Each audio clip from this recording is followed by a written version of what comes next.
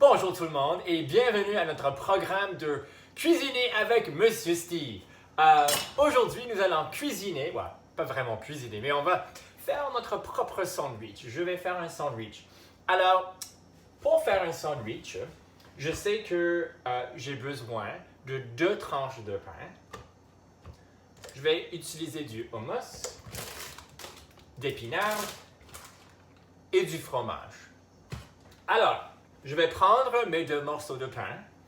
Je vais mettre le fromage au milieu avec du hummus, épinards et je mets le pain en haut. Et maintenant, je peux manger mon sandwich. Non? Je pense que Monsieur Steve doit apprendre comment faire un sandwich. Alors, mes amis, venez avec moi. Nous allons tous apprendre comment faire un sandwich. Salut mes amis! Aujourd'hui, nous allons apprendre qu'est-ce que c'est l'écriture procédurale. C'est un type d'écriture pour expliquer comment faire quelque chose. Moi, j'ai commencé à faire un sandwich, alors des recettes, mais aussi les instructions comme pour les jeux de société, toutes sortes de choses. Alors, c'est vraiment utile de savoir comment écrire comme ça. Alors, pour commencer, il faut avoir un but. Le but, c'est une phrase qui explique clairement ce que tu veux accomplir. Pour moi, aujourd'hui, mon but, c'est faire un sandwich. Et j'ai vraiment besoin de savoir comment faire ça. Alors, la deuxième chose, il faut avoir une liste de les matériaux. Quand tu écris ça, c'est point forme et on va présenter toutes les choses nécessaires pour accomplir la tâche. Pour moi, si je fais une liste des matériaux, je vais écrire 2 tranches de pain, du fromage, du hummus et les épinards. Je peux aussi mentionner les utiles que je vais utiliser, comme un couteau, mais j'ai 2 couteaux. Ça, c'est un couteau à beurre. Alors, c'est à vous de décider, mais le plus de détails que vous ajoutez, le mieux que ce sera.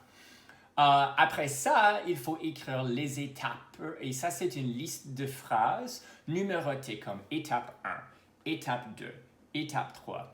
Et ça, c'est où on explique clairement comment accomplir la tâche. Et il faut le faire dans un ordre logique qui fait du sens. Sinon, on va mélanger les étapes pour accomplir la tâche. Et de plus, on utilise les mots de liaison pour distinguer les étapes comme en premier, après ça, ensuite, après ça, les mots comme ça, dernièrement. Alors, je vais faire un exemple pour vous et puis nous pouvons faire la conclusion ensemble. Alors, étape 1. Prends les 2 tranches de pain et puis utilise le couteau pour mettre de l'hummus à seulement un côté de chaque tranche de pain. Et je pense que peut-être je vais donner mon sandwich à Puppy pour manger. Voilà, ça c'est étape 1. Étape 2, utilise un couteau pour couper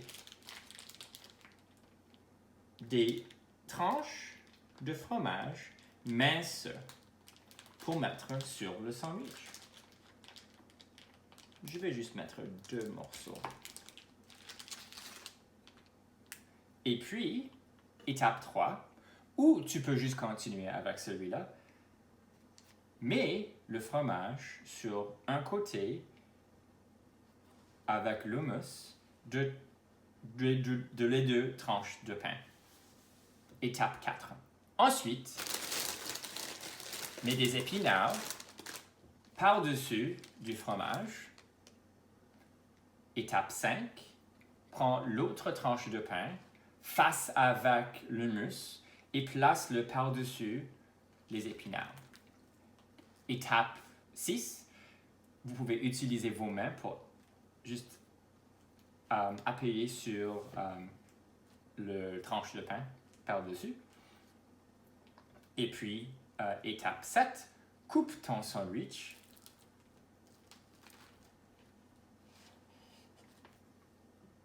Maintenant, la conclusion.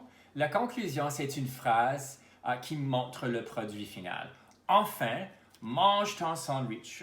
Un côté pour Papy et l'autre côté pour moi. Au revoir, mes amis!